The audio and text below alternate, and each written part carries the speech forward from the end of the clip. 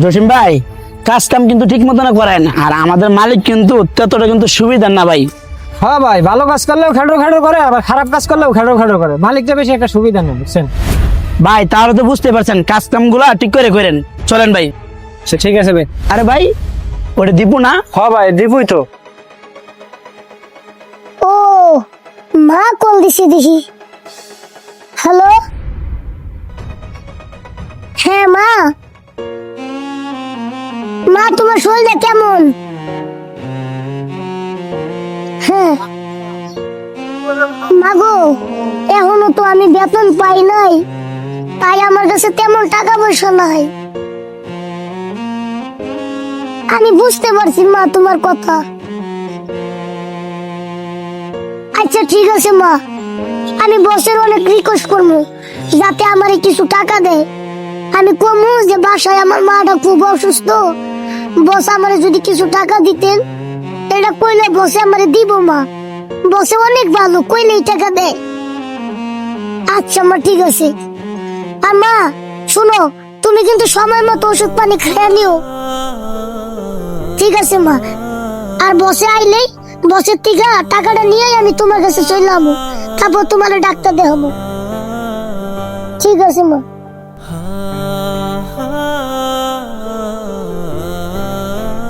ভাই, ওরে আর ওর মায়েরে ছোটবেলায় ওর বাপে হালাই ছুঁয়ে গেছে, এর লেগে এই পোলাটা আমাকে এনে কাজ করে, বুঝছেন? আর শুনলেনি তো, ওর মায় অসুস্থ। এই পোলাটার জন্য আমাকে কিছু করার দরকার। জসিম ভাই, তুমি ঠিক কথাই বলছো, পোলাটা তো এতিম, আমাদের ওর পাশে দাঁড়ানো উচিত। আচ্ছা চলো দেখি ওর জন্য কি করা যায়। চলেন। কি কাজ করতেছে বুঝতেছি না কিছু। এই বেটা, এই কি কাজ করতেছিস? হাত চালাই তাড়াতাড়ি কাজ কর, দিন শেষ হলে তো ঠিকই টাকাটা দিবা। এখন কাজ করতে গেলে খালি কাম চলাবি না? তোমার এই বেটা, তোর আবার কি হয়েছে? ইয়ে মানে বস, আমার খুব ভয় লাগতেছে। এই বেটা, এই এত ঢং করস কা? কি করবি তাড়াতাড়ি কর, আমার আবার কাজ আছে, নিচে যাইতে হইব। বস রাগ করবেন না তো, একটুখানি একটা ছোট্ট কথা বলবো।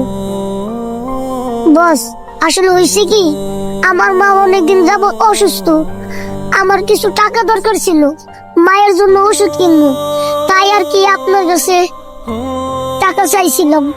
ওরে বাবা রে, আর ওষুধ কেনার টাকা নাই, আমার দ্বারা টাকা চাইতেছি। শোন, কদিন আগে না তোর টাকা দিলাম, আর আবার টাকা কিসের? মাস শেষ না হইতে হইতেই টাকা না? শোন, তোর আমি একটা টাকাও দিতে পারবো না। মন চাইলে কাজ কর, আর না মন চাইলে যা। এই তুই আমার একটা কথা কত, তুই সারাদিন কি কাজ করস? দেশ তো খালি একটু চা পানি আও গেয়া, তাই তুই কয়দিন পর পর এসে টাকা টাকা। তুই দেখ তো এখানে কতগুলো লোক কাজ করতেছে, কোনো সময় এসে বলছে যে বস আমার টাকা লাগবো? ওরা কাজ করে ঠিকই, সহজে টাকা চায় না, আর অথচ তুই টাকা চাস কয়দিন পর পরে এসে বস এটা সমস্যা ওটা সমস্যা। এত সমস্যা নিয়ে থাকতে পারবো না, মন চাইলে থাক আর না মন চাইলে জাগা। বস আমি আপনার পায়ে ধরি বস, আপনি আমার টাকাটা দেন বস, প্লিজ বস। আমার মা খুবই অসুস্থ বস, আমার মায়ের লেগে ওষুধ নিতে হবে বস, আপনার পায়ে ধরি বস, কিছু হইলেও টাকা দেন আমারে। এই এই ছাড় ছাড়,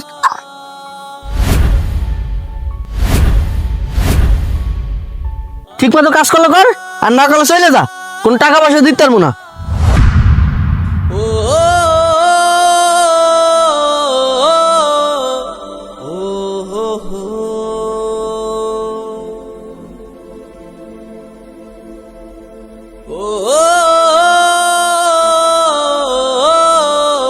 দাদু ভাই, কি হয়েছে তোমার? হ্যাঁ, ব্যথা পাইছো না তো দাদু ভাই?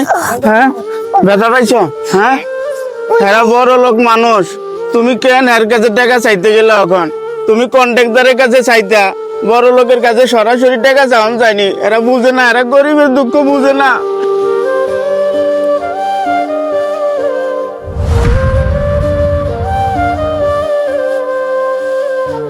দীপু, এনে টাকাটা।